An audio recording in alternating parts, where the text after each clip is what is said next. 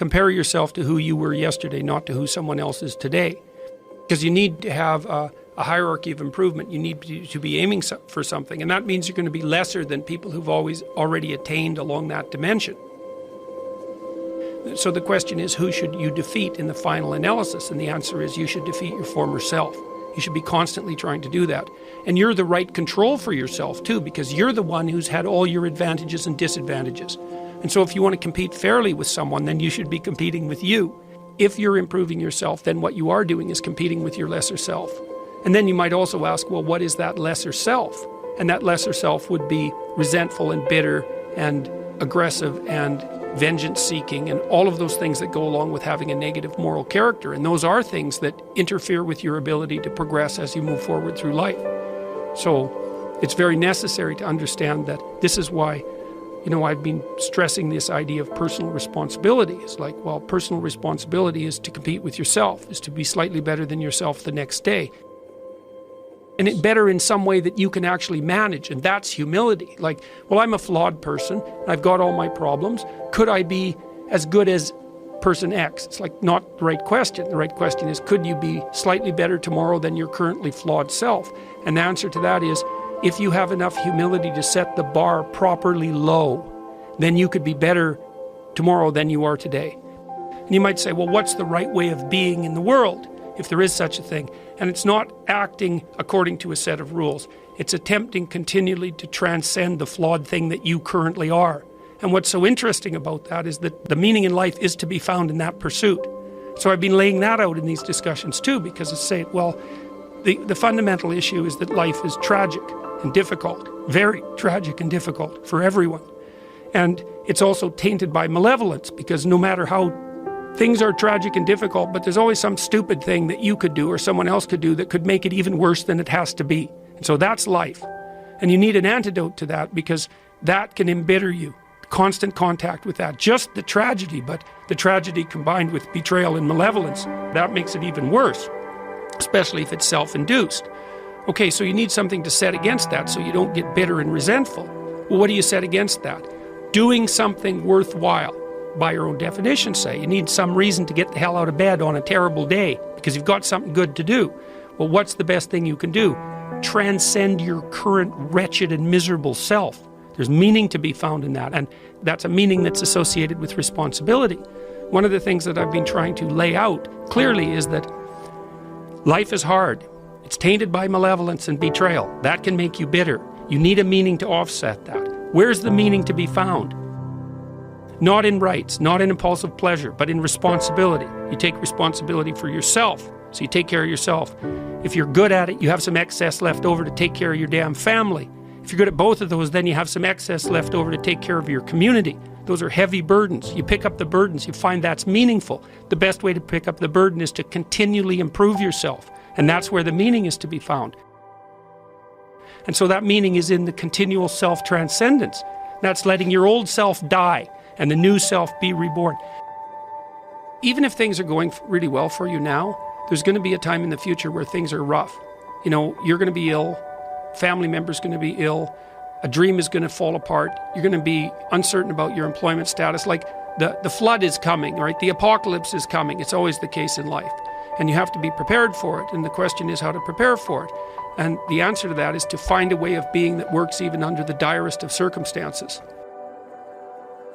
You've got the possibility to slowly raise yourself out of the mire. You've got the possibility to do just what the fighter does when he's defeated, which is to say, well, regardless of the circumstances that might have led to my defeat, like even if there were errors on the part of the referee, this is no time to whine about it. This is a time to take stock of what I did wrong so that I could improve it into the future. And that's the right attitude. The point is, your best strategic position is, how am I insufficient and how can I rectify that? That's what you've got. And the thing is, you are insufficient and you could rectify it. Both of those are within your grasp if you aim low enough. And I don't mean don't aim, and I don't mean don't aim up, but you have to accept the fact that you can set yourself a goal that you can attain, and there's not going to be much glory in it to begin with. Because if you're not in very good shape, the goal that you could attain tomorrow isn't very glorious. But it's a hell of a lot better than nothing, and it beats the hell out of bitterness, and it's way better than blaming someone else. It's way less dangerous. And you could do it. And what's cool about it, it's one step on a very long journey.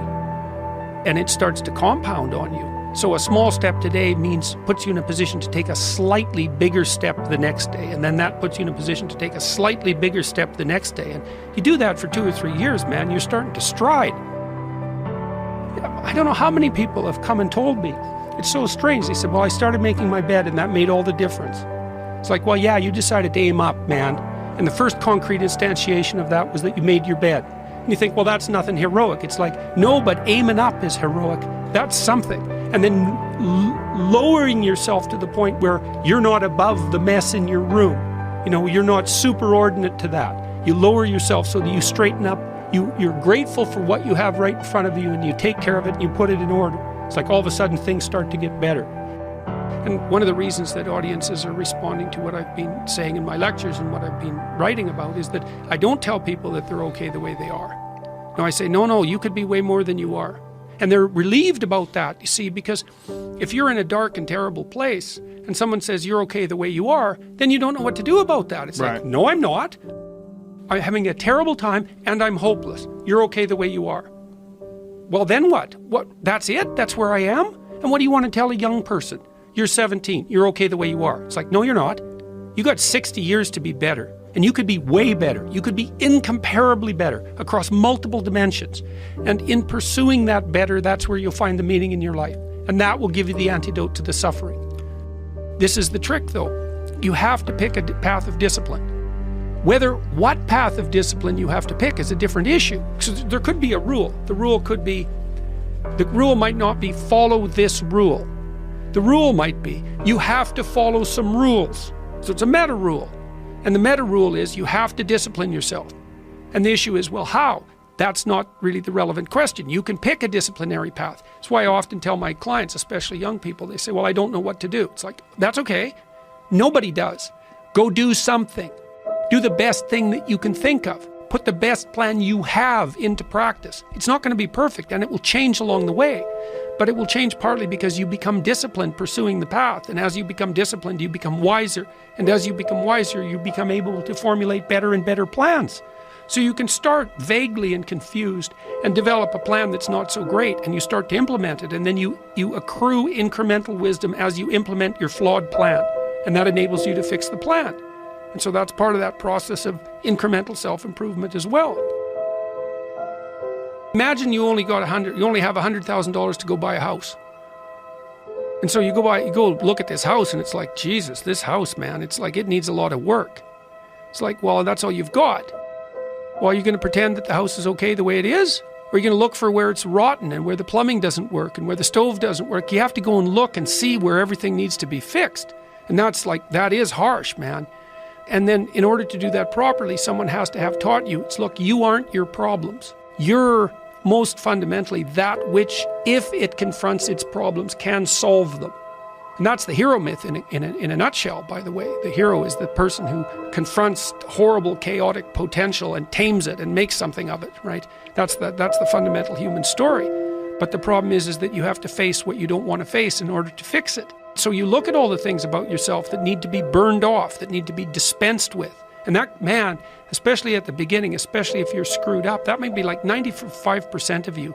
It's not pleasant. But if you know that you're the thing that can transcend your problems, most fundamentally, if you know you're the thing that, if it faces the problems, can transcend them, then you have the faith that would enable you to take stock of who you are.